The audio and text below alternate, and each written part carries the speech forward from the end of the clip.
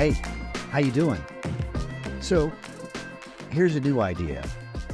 I wanted to take all of the thinking that I've been doing around curiosity and courage with the newsletter, with the podcast, and extend it a little bit further into the realm of interviews. I want to understand how other writers, designers, musicians, artists, how are they thinking about the world of creativity here in 2024? And how are they thinking about the impact of AI on the work that they do? So that's the gist of today's conversation, the first of what I hope will be many more. So today is a conversation, an interview with a good friend of mine. His name is Peter DuCharme. Peter and I were in a band together. He's a guitar player and singer. I was the drummer. We ended up being roommates for a year or so in Boston. And Peter has always kind of exemplified for me the qualities of a very curious individual. He is obviously a musician, but he's also a technologist. And he's always had a fascination about that Venn diagram of musical creativity and technical creativity, and where do they overlap and how do they influence each other? And even more to the point, here in October 2024, Peter works for a company called Boomy, which is an AI music platform. And so Peter's got really distinct, really specific insights about the world that we live in, and especially the world of music and creativity and AI. So I hope you enjoy this conversation. We start with some history, Peter's background, how he got into the world of music, his perspective on music. We talk about the history of music and technology and where those two things kind of overlap and came together. And ultimately, we ended up talking about Peter's role at Boomy and a product that they've got called LoopMagic and a collaboration that they did with the producer Illmind. So enjoy. So it's the middle of or early October, and you are in the state of Maine. Are you in Maine? I am in Portland, Maine. I'm on the coast of Portland, Maine. I have 3 beaches near my house, all different types. I'm up a little bit higher, so I don't have to worry about storm surge. But yeah, I'm just in a very beautiful place in South Portland, Maine, right on the Saco Bay. Very lucky to be here. What were you listening to yesterday? What sounds are inspiring? Are you? It's funny.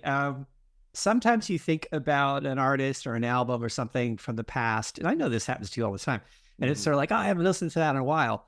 So I was like, oh, Fela. I'll just listen to this, I'll just put on some Fela. Fela has a gigantic career when he was alive, so it's all very different. So I was listening to the earlier stuff and thinking about his great arranger, Tony Allen.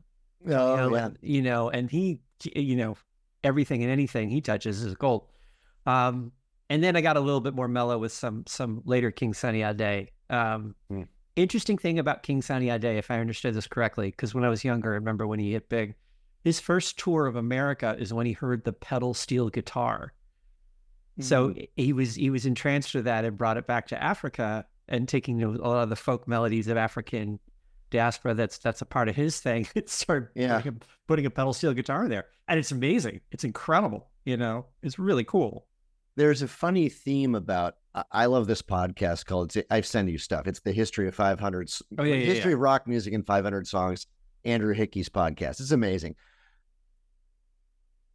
There is a repeating refrain, which is what you just described, which is that some musician from some part of the world arrives in another part of the world and discovers a technology. What's that? The slide takes it back to their part of the world and reinvents something, And then decades later, we discover that person and it's like, oh my, what do they do? Wait, and how did they, and where, they once played with so-and-so, or they once toured with such and such, or which, you could say that's a meta thread for what we're talking about now, as far as, we just do it at high speed with media, but Yeah. more like the moth flies to the other side of the Mhm. pond and picks up a seed and then drops it on its side, and Right. Yeah. suddenly we have corn. Um, So let's start at the kind of at the beginning then. So can you describe for me the first time you realized that like music got a hold of you, and maybe the first time you realized like, oh wait, I want to make music. right. How old were you? Oh man, I think I was in fifth grade. It was, it's, I might be making this sound a little more cinematic than it was, but I had a fever. I Oh stayed home from please. school. Yeah. I was bored, and but, my parents are working, so you're a latchkey kid, you're by yourself, and I thought to go up into the attic because I was like, oh, let's see what's up there. And what was up there was an old guitar case with a guitar that had been taken apart, and my older sister's boyfriend had given it to her because my brother played guitar. He was off at Yeah. Columbia Yeah. College. So I put it together, and there were some strings, and I started like hitting it, and I was like, oh yeah, it's like a guitar. And then he came home from Thanksgiving break and saw that I had this guitar out, and he went and bought some strings and strung it up and Mm. showed me how to play Chuck Berry's Round and Round. And suddenly, more importantly, I had the attention of my older brother by 7 years, so that's a big deal. Yeah. Yeah. And then also it's like, oh, I'm rocking and rolling. I mean, Yeah. this is like what the Beatles do, and all of that. And suddenly that was very cool. And then, we had neighbors that were throwing out an amplifier during spring cleaning, and I found it was just a busted wire on it. So I got it attached, and suddenly I had an amp. Yeah. That was it. I mean, it was just like, what weird things can you do? And this was sixth grade, and then when Yeah. you go up to seventh grade, and I think it's still true today, you have all the weird social constructs of other kids and trying to fit in. And are you a Right. freak? Are you a jock or whatever? But if you can play an instrument, that, and a few songs, if you know Whip It, Right. you learn how to play Whip It, you're cool. And that's, that's my youth. Were you self-taught, or did you have instructors, or like how did you learn like the mechanics of like notes and where to hand positions and all that? I was self-taught, and I think the legendary Mel Bay learning series, which I think most musicians over the age of 45 might know, Mhm. you buy those and you learn from them, and you do the best you can. But there's no YouTube, there's no video, there's no Right. anything like that. But you can play your record at half speed. And again, my older brother was my music education. Like, there's this thing called punk rock. It's really cool. And certain songs, and then you try and figure them out so you can impress someone. Right. So your Yeah. self-teaching is to impress, right? Like, if you Right. can Yeah. play drums a certain way and someone hears it and they're impressed, it's like, that's ultimately what you were trying to do. Right. Or guitar or bass. And I think about, our formative years, Sure. and I think about, the first time I had to kind of like figure out how to transcribe something.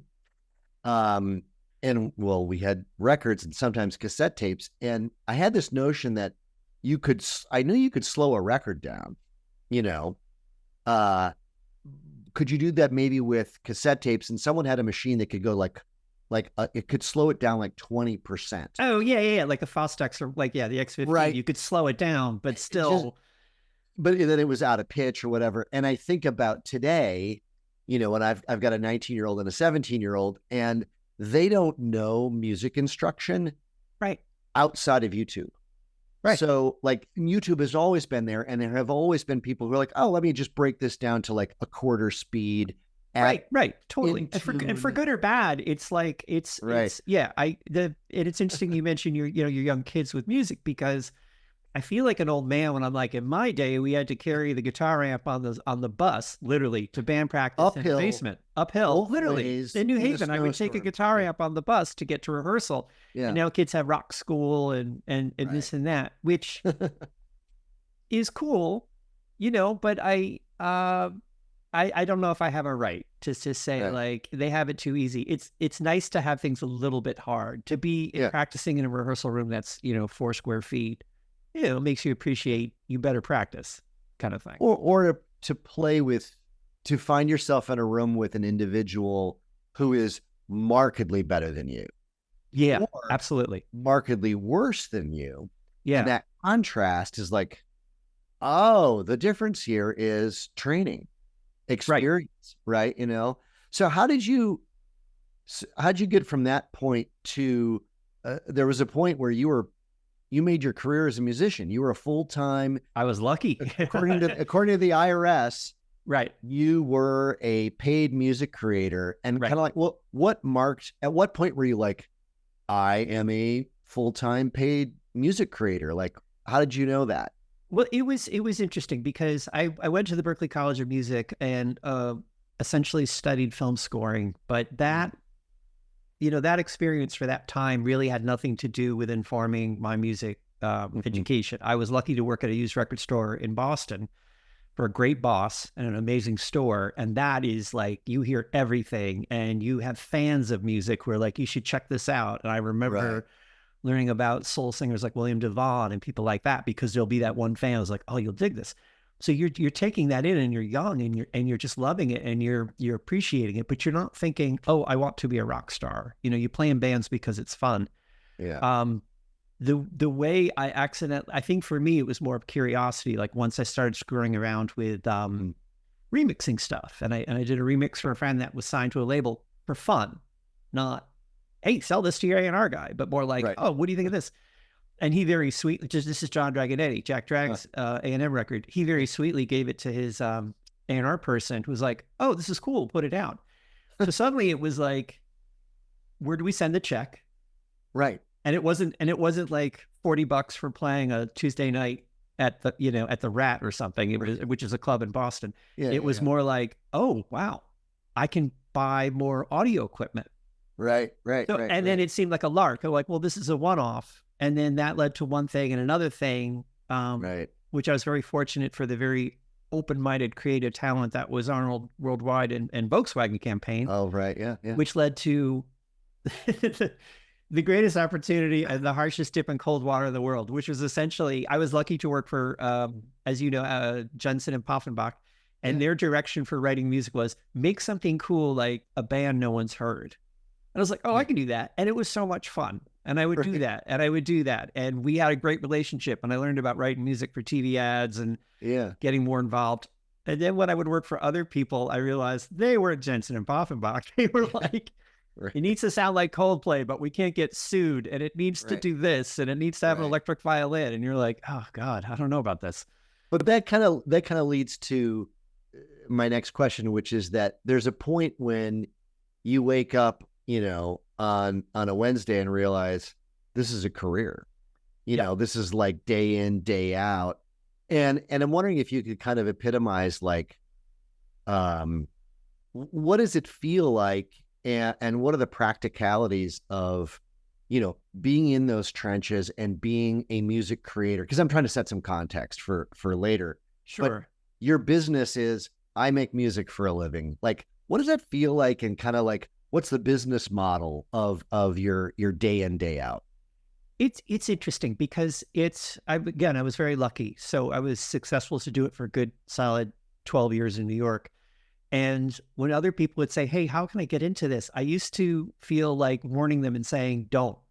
If you like to make music, you don't want to have to make music you don't like in order to pay your rent or mortgage. You will have that pressure of monetizing your love. And, I had a really good monetizing your love could be a good album title. Could be an album, or no commercial potential. I had a really good partner when I was writing music. He was a producer named Ben Davis, unbelievably talented, incredible years. And we would really try and stay true to the kinds of things we wanted to do. But at the same time, we had staff we had to pay. We had bills we had to pay. We had to keep going. And it's a fiercely competitive world. There's always... So we just tried to, for context and for survival, focus on the things that we like, do them really well, and hopefully find like-minded music producers, agencies, and campaigns that would clue into it. Right. So that it was hard, because if you try to do everything, there's someone who's better than you. It's the same way, from what I understand, how Hans Zimmer works, is like he's got 12 hotshot grads working for him, scoring sections of his film, and he comes in and says, change that, move that. Right. And in the end, you have a Hans Zimmer composition. Right. Which is fine. Yeah. But it's art by design and a high level of finance. Yeah. So speaking of day jobs, you also made money in technology. So I'm trying to weave things together. Did you work for a search engine? I worked for Lycos. In fact, Oh my God. there once upon a time, there was a company called Lycos on Route 128 in Massachusetts. An Back when old, Massachusetts was competing for right, Silicon Valley, right? right. You had Wang computers and Unix and all that wonderful stuff. Yeah. I had gotten a job. So I was playing in a band, and they were called, the original band was called the New Prime Numbers, an original different drummer. Next door was another band at the rehearsal space, and it was this drummer named Tom Green, fantastic drummer. Yeah. And we were, having a smoke break or something, and we were just sort of chatting, and I said, oh yeah, New Prime Numbers. And he thought that was funny. And then I said something like NPN transistor, whatever. And he immediately got the technology joke. And I came to learn that Tom worked at MIT Media Labs and was a programmer, phenomenal drummer. Yeah. Jump ahead a little bit. He was suffering from carpal tunnel at his job, and he worked it out with his boss that I would be his typist while he programmed Perl, large amounts of code. And I was learning to program as his mentor, typing, and he would dictate code.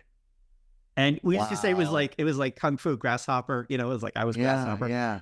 That's how I got into technology. And for that boss, later on, I was brought into Lycos, where she had gone, and was learning more about the early days of CMS and technology. Right. Perl, PHP, HTML and CSS were still kind of new, believe it or not. So that technology part I always found interesting and would experiment with and enjoy, even though I was making a living writing music at that point. And I was at Lycos the day I stopped doing technology and started doing music for a living, because I had said to myself, and you were actually in the room, once I get to that point of making X amount a month, I will do music full time. I did a spreadsheet with a cross line, and I did, and that was it.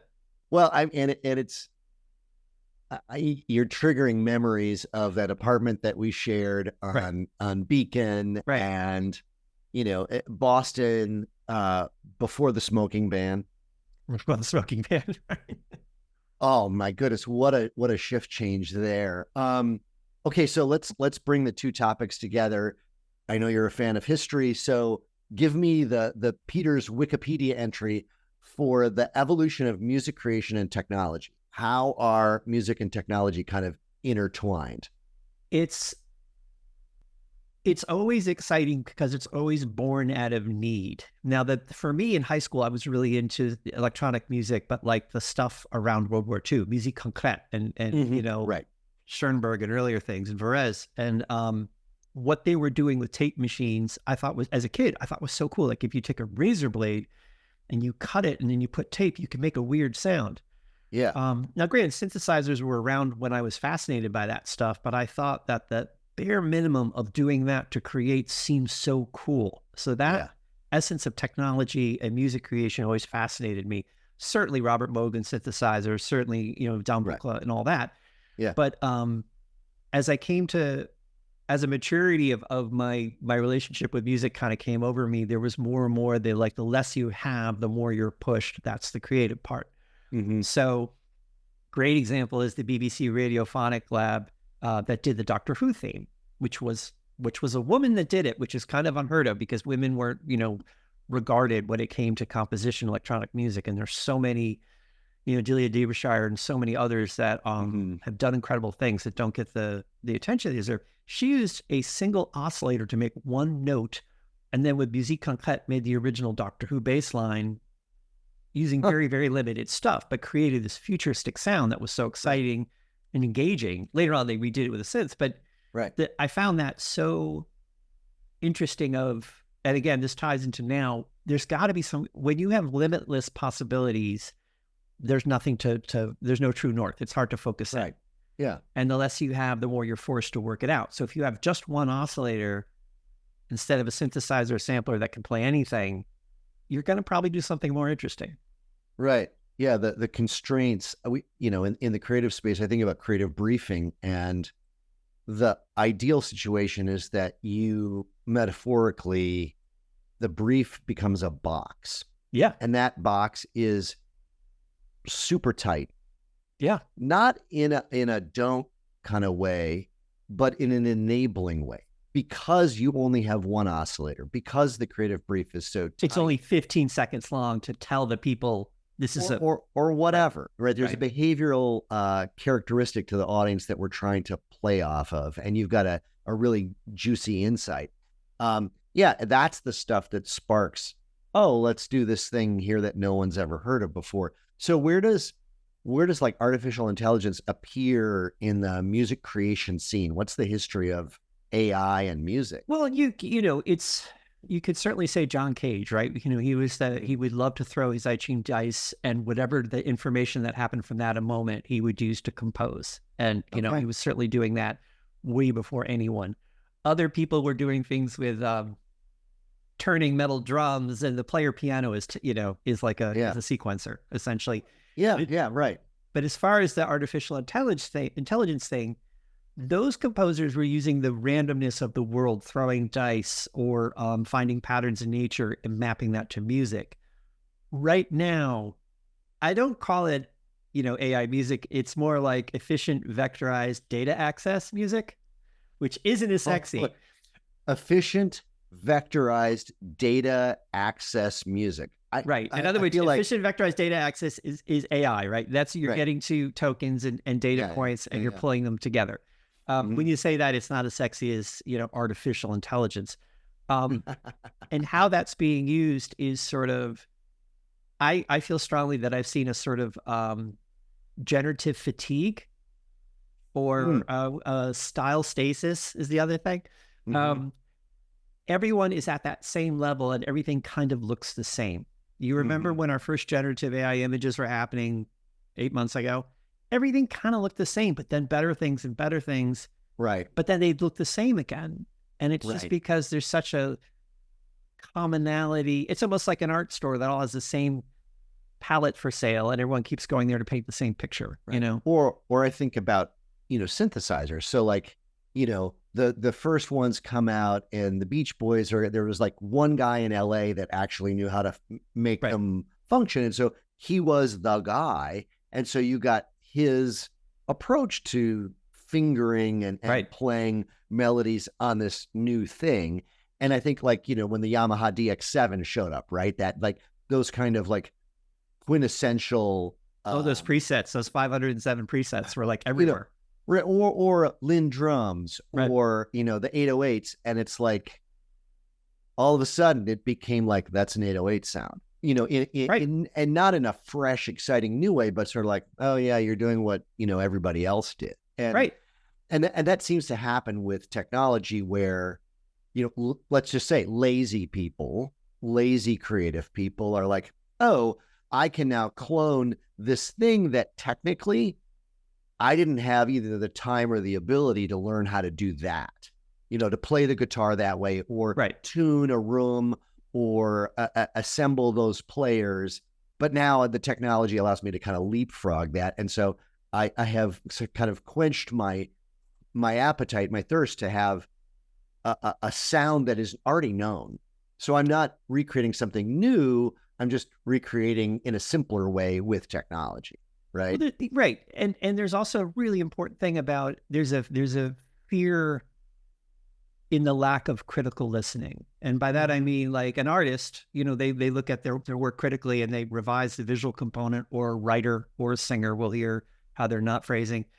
And in music, there's this lack of critical listening with AI right now, that I've seen these ads for these generative AI MIDI chord progression things. And you'll see some kid generating some chords and listening to it and going, oh man, that's fire. And it's like, no, it's not. It's not fire. It's stupid. There's nothing about that chord progression that's unique. It's just Muzak in 2020. Like, it's not even there. Like, have you even taken like a rudimentary piano lesson? Well, it doesn't even matter. It's like, does this really sound cool to you? Because if it does, you have really mediocre taste. Like, there's nothing there that's like, how is this cool? Yeah. Okay. So let's jump into it. So you work for a company called Boomy. Yep. Right. So give me the elevator pitch. And I mean, I'm just curious, given your experiences, like, why join them? Right. Well, the most important thing about it is that it's a company of musicians. So once we get into the important discussion of anything ever ethical, we're all coming from the same place. Our CEO has a wonderful video of him when he was attending Juilliard, playing his violin through a guitar amp with guitar pedals at Carnegie, one of the side halls at Carnegie. So I was like, all right, this guy's cool. Right. And his original vision was more of the when I joined, it was more of the algorithmic approach, using algorithms to make music. Then I worked with this brilliant engineer named Walker Davis, who wrote these algorithms for music. And when you explain an algorithm, his thing was like, oh, Terry Riley in C, that's an algorithm. It's instructions for making music. So we were doing that. People are creating music. There was a certain randomness quality to it. Yeah. That was really engaging and exciting. And as we started to work with models, music models, as people do now, like Uno and Udio and many others. Right. For starters, that's open source. You can go to Replicate, and if you have a fast enough computer, you can do that in your home. You could generate music. You need to get the base model, you need to train it and all that stuff. Right. And people training on other artists is ethically, we're against that. And we felt like we would never do that. Because that's just, it's almost like back when you were sampling and you didn't pay the original holder of the copyright. It's the same thing. And I think we can dive into that in a second, but give me the how you arrived at Boomy and what do you do? So what I did so I was brought in from someone that knew me, my music background and my technology background, and said, this is what we're doing. There's probably a role for you in here somewhere. So once I started speaking with some of the folks, they're like, oh, you should work with Walker in the generative automation part. And we were discussing ideas and approaches to stuff, and very quickly it made sense of how we could do some stuff and work together. So my role, it's almost like the industry caught up to the things I could do, because I never thought the two would come together ever. Right. Okay. So let's just kind of do a little, a section here to talk about kind of the state of quote unquote popular music generation. And, to kind of briefly recap with my sort of limited understanding, you have at least two companies that are being sued by the RIAA, right? So by the music industry. Right. And the complaint is you've got a large language model that generates music, but the training data, while they have not said, well, here's our training data, it's all these books, it's all these records. It's pretty obvious from the outputs that their training data is copyrighted existing music. Right. So they have, they're using the Beatles recordings, the Ramones, name your favorite artist. They're using that as their training data, which is why the outputs are so eerily and so almost perfectly able to generate, hey, I need a song that sounds like Oasis, and it sounds like Oasis, or, make me a yacht rock track that sounds like Nirvana, and it sounds exactly like Nirvana, but as a yacht rock band. Right. But you bring up a very important point. One thing in my job, especially when working with Walker and algorithms, is anytime you come up with a thing, Nirvana doing yacht rock, right? You got to run it 3,000 times and check out that last one against that first one. How are we doing? Is this 3,000 or is this 2,000 of the same thing with slight variations? Right. So it doesn't mean anything. It's just, it's just a party gimmick once. There's nothing creative to it. It's just it's just a party gimmick, But to kind of put a pin in this conversation is you have some companies which are saying, oh, what we're doing technologically is akin to Peter and Tim listening to all of recorded music, having the capability to play all of the instruments. And so it's as if you and I, hearing the Ramones or hearing Stereolab or whomever, and then we get in the practice space and we just play like Stereolab or we play like whomever. And they're sort of making this comparison that what their technology is doing, it's just the same as what a music student does, right? It's what my 17-year-old, who's listening to all the great bass players, James Jamerson and all of that music. And now he can play some of James Jamerson's lines. He can play the famous bass lines. and they're saying, oh, that's kind of what we're doing. But you and I know, no, absolutely not. Yeah. you and I know that like they're missing something there. Well, right. so let's use the example of the, thank God your kid's listening to those bass players. There's going to be an organic thing in his head that is drawn more to, let's say, James Jamerson over Jaco Pastorius. Right.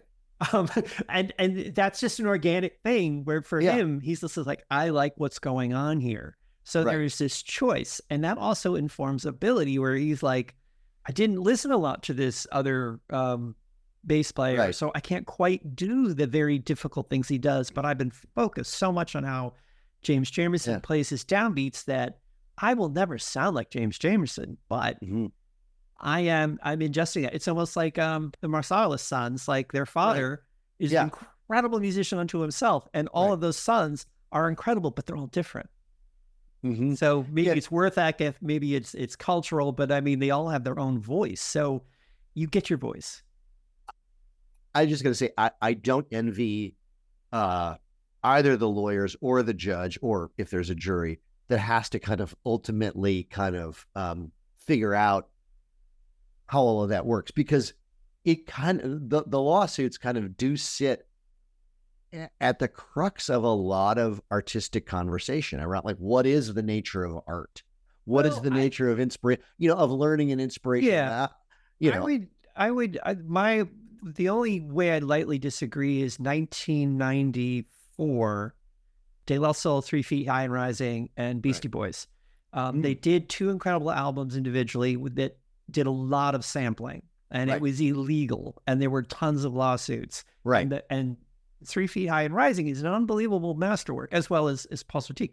But they worked it out where it was like, well, why don't we pay the original people of that sample a portion of this? And everyone was happy. And suddenly it's like when Fatboy Slim sampled Can't Explain from The Who. And Pete Townshend's lawyer sent a letter saying, congratulations on our new single. And he was like, yep, our new single. And if you look at the writing credit, it's Norman Cook, Pete Townsend. It's like, that works for everyone. So my point being is that this is the same overlay of, like, if you borrow music from an audio library, it's data. You can track where it came from. So if you make something and it's 4% Seals and Croft and 5% Nirvana, which would be awesome, which would be interesting as hell. But any money made from that, 5% goes to Nirvana and 4% goes to Seals and Croft or whatever. So it can be worked out. It's just, I think that the hubris of push a button, make a song, by the way, give me $20 a month or whatever the membership is. Exactly. Is got everyone on fire. It will get worked out. There is, hubris is the right word. And it's in the history of so many technologies, whether it's, taxi cabs or whatever. We're going to subvert your business model. And it's like, well, but we have, the music industry has proven that it has really good lawyers. So like I say, it's just those arguments are going to be just interesting, Oh yeah. And there's always precedent. There's sampling, there's home taping is killing the music business. That was an actual campaign in the 70s. Right. Recording the radio and all that stuff. But it always gets worked out, because in the end, if everyone stays calm, it's like, can we make sure the people that created get paid? Just start there. Right. Which seems like table stakes for humanity. Right. So, so you're at Boomy, and you guys have taken a different approach, right? So you've looked at technology, and you've looked at music, and you've looked at, the patterns of what equals Baroque, or what equals hip hop, or what equals West Coast jazz versus, whatever. Right. And recently you announced a collaboration around a technology called LoopMagic, right? So give me the backstory, and how does LoopMagic differ kind of from all the other sort of lawsuit-infused AI music creation platforms that we've been hearing about? I like lawsuit infused. That's a wonderful LSI. That should be your blog. It's a feature, not a bug, right? It's a feature, not a bug. LoopMagic came about where, as I said, we're all musicians first, right? And we enjoy exciting technology, but I think part of it was, if we could build a music model and do what our competitors are doing, but like, to what end? What, how would that? So part of it was this idea with the producer Illmind, who's prolific and has Right. worked on major songs, either publicly or not, Mhm. um, and is a very forward-thinking guy in terms of technology. Has this giant library of the tracks he's made. I have listened to them and gone through them and tagging. And we thought with him, if we build a music model of just his stuff, so Mm. he's the owner of that content, Right. and we're not trying to generate songs, but we're generating what they call stems or splits or source material Mhm. for other artists. They can create music with his ideas and his concepts, Mhm. but do their own interpretation, because it doesn't do a full track. It does the elements. You put them Right. together. It's sort of like, like I can order a box that shows up that has a meal. It's the recipe and all of the ingredients there. And like, that's one way. You guys are saying like, hey, we're going to give you like some of the ingredients, and they're prepared and they're organized and they're cleaned up and organized, but you're going to have to figure out what the rest of the recipe is. Right. You might even be like, oh, I want curry and I want mint chocolate chip ice cream. And we might be like, that's going to be weird, but go There for you it. go. And you Here's can some put really good curry ice with mint cream. chocolate chip ice cream. Yeah, That's up right. to you. And by the way, Right. you might create something new and interesting. Maybe Mhm. it's good. So So, with so what was his original take did you approach him? Did he approach you? Like how I did think we were always discussing concepts of how, I mean, he's a very forward thinking person. So Mhm. with him and our CEO and some of the other folks, we were talking about like what could be possible. And he was certainly up to experimentation. Mhm. So when we first tried it and it was first working, he got really excited, and we had to respect that excitement from an artist who was like, well, if you're loving this and we think it's cool, let's go forward. Right. So, and we work it out in such a way that this is a direct relationship of monetizing it. Like, Right. you will get the money for his hard Yeah. work, and that's Exactly. great. Yeah. So it's like table stakes are he's going to get paid. The original artist who is the source material Yes. the fuel that infuses the model, he's getting paid. Great. Yes.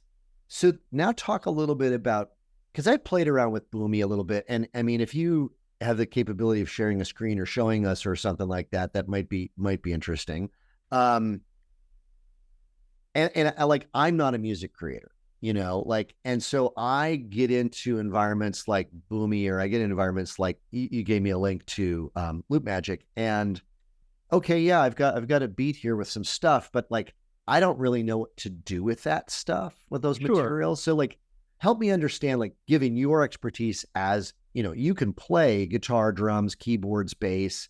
How does a musician use this tool? Like, how does it become, I'm thinking about, all the videos of people, it's like, I have keyboards over here and there's a drum Yeah. set over there and Right. an upright bass and some trumpet. Like, where does this fit into that room of stuff? Right. And I'm glad you asked that, because it's important to keep the context. It's like having for me, it's like having a co-writer. It's having like a co-writer who has a giant record collection and turntables. And as a creator, I was just doing this yesterday, and I'll send you a link. I can put in a tempo, 90 BPM. I could Okay. put in E minor, and then I said something like saxophone fast, whatever. Mhm. And then I did that 3 times. And because LoopMagic is so good with key and BPM, then I stacked them. And that's what kind of brought me back to King Sunny Ade and Okay. listening to Fela, because I was like, ooh, this sounds like Afro funk. Yeah.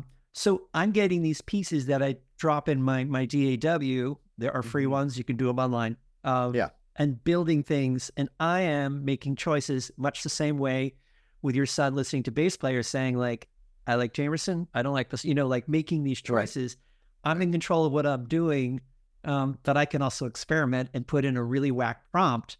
And if I hear something weird, I can build off of it. So it gives me a ton of freedom, but Right. but it's just a web browser and there's also like pre-canned prompts too. Like you can pull up one of Illmind's prompts and pop it in, Right. Well, in the same way that, like, when you think about, we're still in very kind of early days, broadly speaking, in the history of sampling as a musical form, right? Like, I think there's centuries of playing piano music, written piano music, in all of its style, but it, as a way of creating music, it's a technique, it's a practice, it's a realm. Sampling, or the trombone, or Right. the theremin or whatever, but like sampling, like the art form of, when you start to look at what Kendrick and some of the other people are now currently doing with like all of the just amazing weaving kind of tapestries of sound. What I'm hearing you saying is that LoopMagic kind of like enables some of that kind of that sort of school of music creation with an absolute precision around key, BPM, and whatever you're thinking of.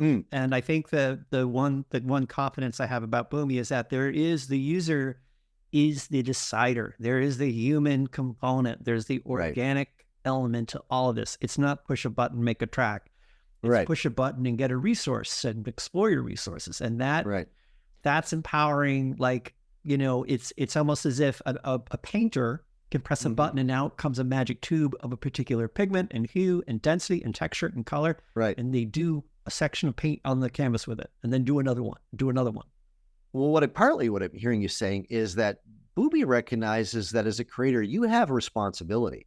Yes. That in the creating of an art form or music, like you say, it can't be, this is sort of tied into, in a way, I think the Copyright Office's argument right now, they're dealing with an appeal from the guy who wants to copyright a Midjourney creation. And his argument is, well, I've made effort.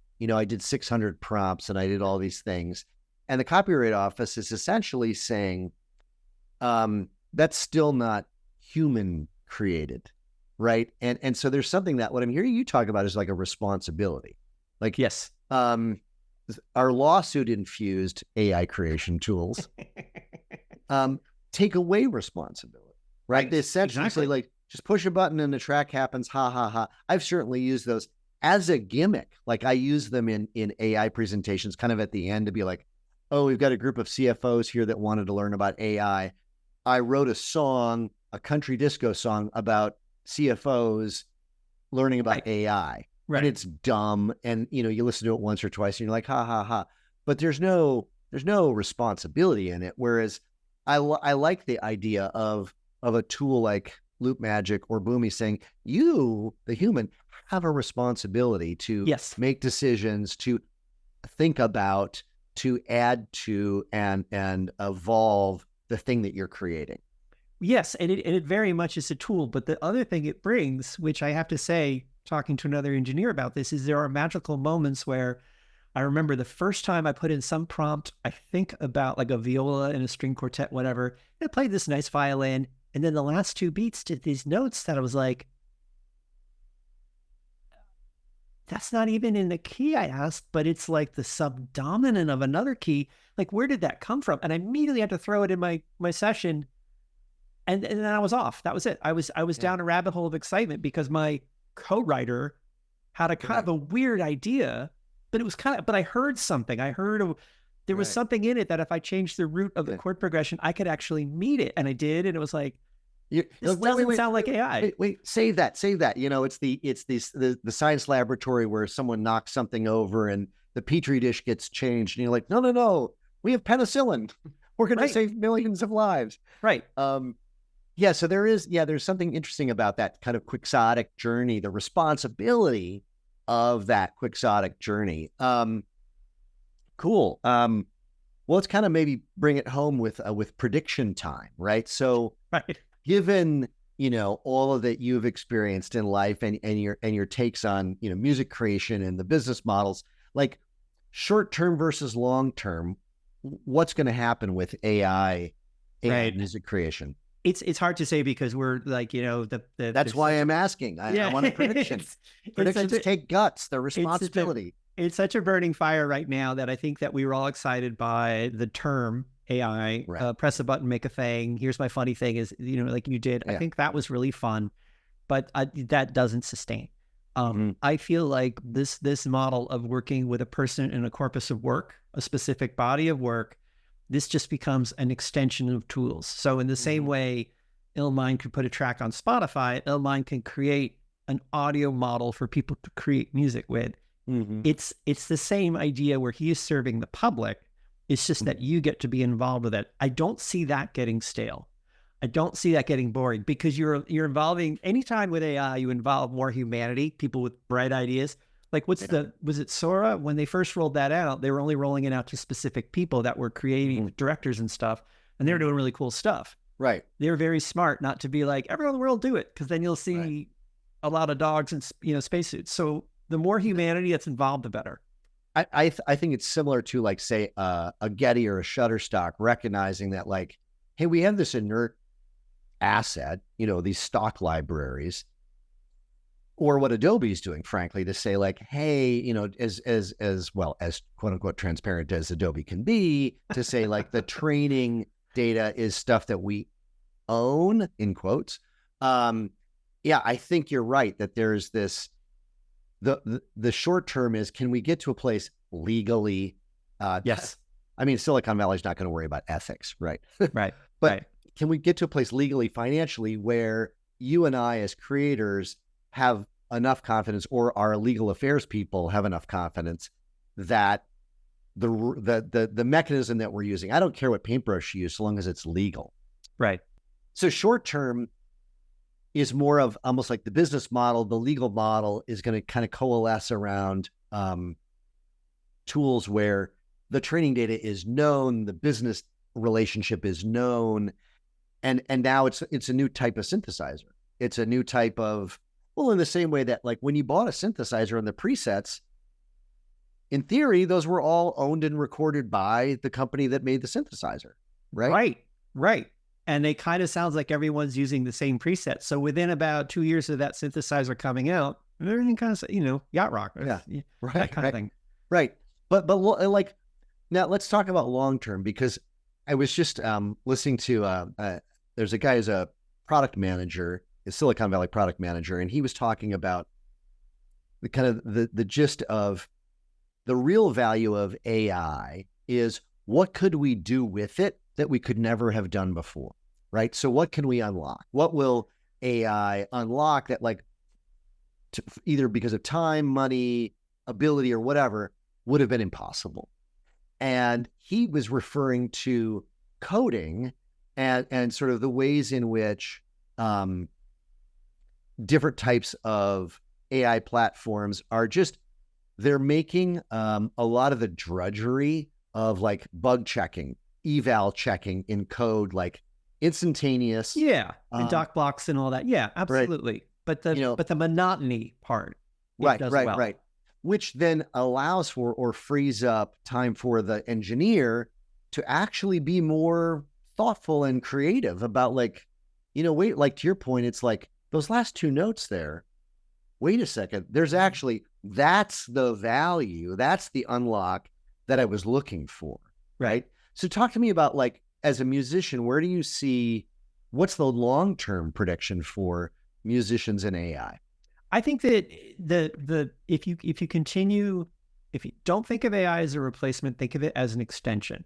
Mm-hmm. Don't think of it as something new. Think of it as a tool that's similar to other tools. We could say samplers.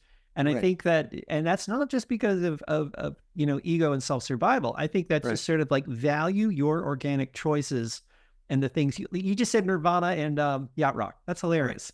Right. I'd love to hear that. I don't know if 3,000 of them would be great. I think one would be funny, but that's, I don't think that, like, that's the new thing.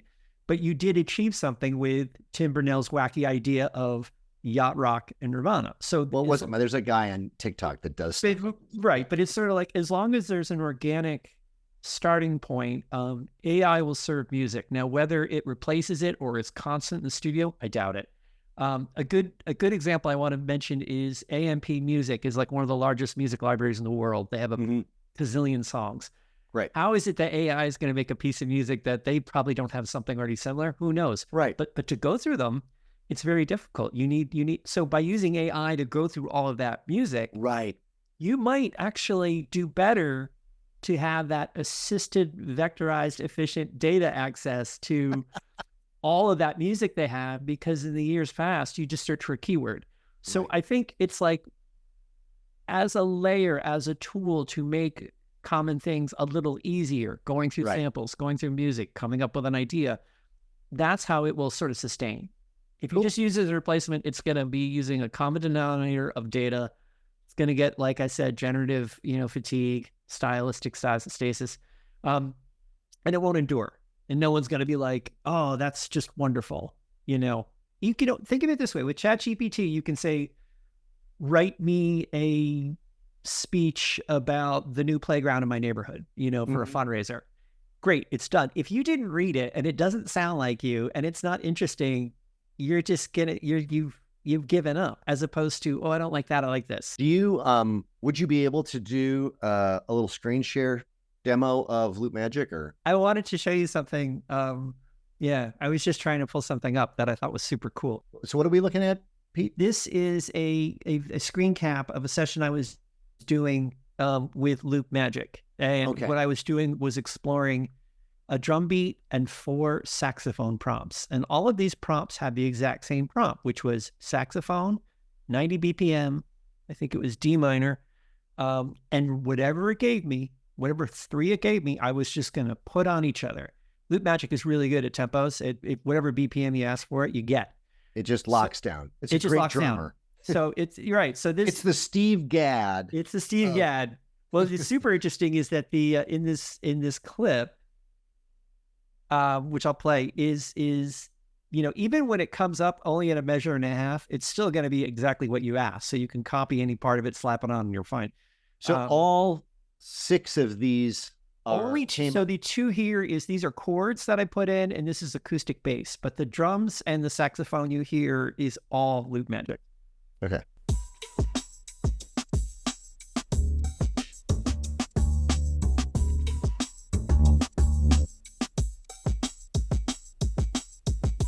This was a working session, so it might be a smidge, you know, long, but you'll. So LoopMagic gave you the drums. You created the just bass. The bass and piano. Now the rest of this will be LoopMagic. Get it.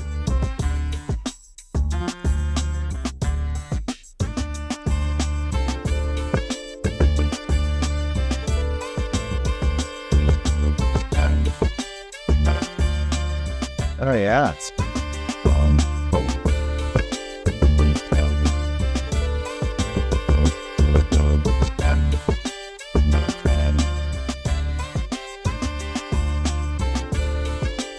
Definitely some Fela Kuti there. See, so that's crazy to me. Like here I'm going on about, you know, the creative element, make sure there's something organic. I was just blown away. Like I asked her those 3 prompts about the saxophones, got those 3 rhythmically. They're doing something really interesting.